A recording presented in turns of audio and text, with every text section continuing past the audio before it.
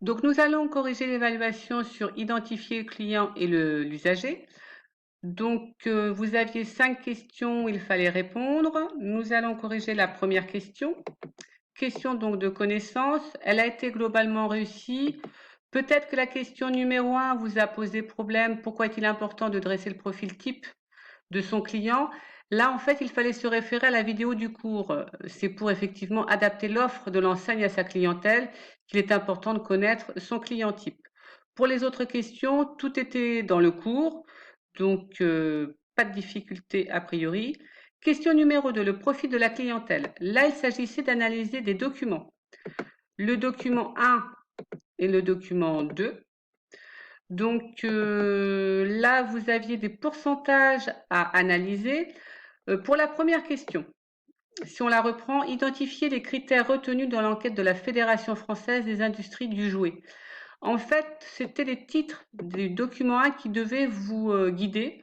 Où sont achetés les jouets? Quels sont les jouets achetés? Qui achète les jouets? Donc, c'était les 3 questions qui vous permettaient en fait de répondre à la question numéro 1. Pour la question numéro 2, dresser le profil des consommateurs de jouets pour pouvoir le présenter à Monsieur Montou. Là, en fait, il fallait analyser les pourcentages. Il fallait à chaque fois prendre le plus fort pourcentage pour répondre à la question. Donc, ce sont dans les magasins spécialisés avec 45,40%. Ce sont les jouets pour bébés avec 19,20%. Et ce sont les parents qui achètent avec 37,10%. Donc toujours prendre le plus fort pourcentage et le noter pour justifier sa réponse. Pour la question numéro 3, il fallait se référer au document 2, les attentes des consommateurs de jouets. Donc là, en fait, il fallait souligner dans le texte ce qu'attendaient en premier les parents pour acheter un jouet.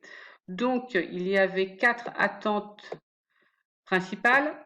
Les jouets doivent être amusants, les jouets doivent être vendus à un prix abordable, les jouets ne doivent pas contenir de substances toxiques et les jouets doivent avoir un intérêt pédagogique. Donc là, tout était dans le texte, pas de difficulté. Pour les intervenants dans l'acte d'achat, vous aviez le cas numéro 1, cas numéro 2, cas numéro 3. Dans le cours, vous avez la définition du prescripteur, de l'acheteur, du consommateur, donc que des questions de cours. Pas de difficulté non plus particulière. Dans la question 3, donc là, on vous demandait en fait quel était le type d'acheteur et comment donc réagir face à lui, ce que doit faire le vendeur.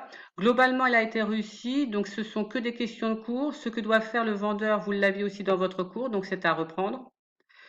Pour la question numéro 4, les types d'achats. Donc les achats de Manon. En fait, là, c'est pareil, il fallait souligner tous les achats qu'a fait Manon et les parents de Manon, ce qu'ils ont acheté et notamment leurs projets. C'est pour ça que certains ont oublié de mettre la machine à laver. C'est un projet, mais n'empêche qu'il fait partie des achats futurs. Donc, c'était aussi un achat réfléchi. Donc, voilà pour la correction de ce devoir. J'espère que ceci vous a aidé.